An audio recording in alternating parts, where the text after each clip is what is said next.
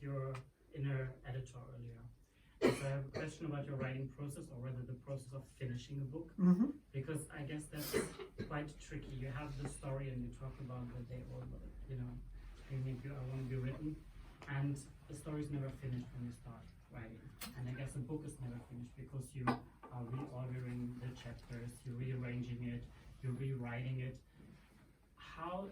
What's your process of finishing a book and deciding, okay, this is a stage, I'm going to leave this story and I'm going to publish it, or of course it goes to the editor first, but how do you make this decision?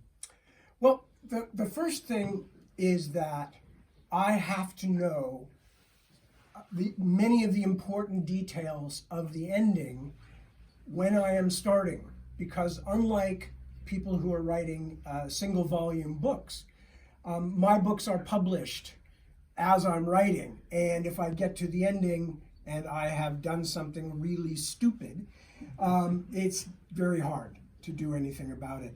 So, and also I want the books to read as though, even though they are many volumes, that they are one continuous story, as if it were one book, albeit a book that would be like that thick.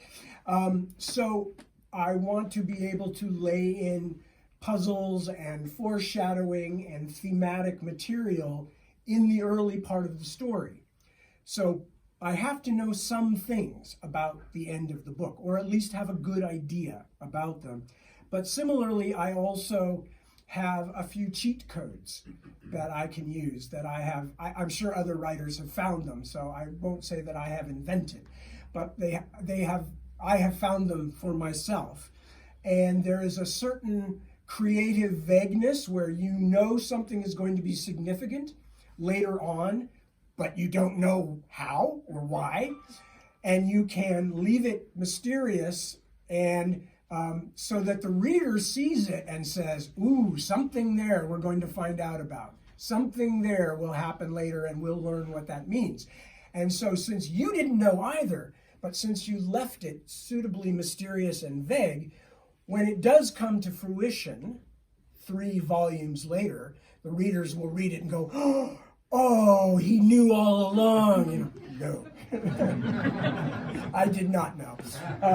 But I have learned how to make things in such a way that I can then string them together later on, and it's a lovely necklace, But originally I just left a bead there and said, I'll try and come back for that.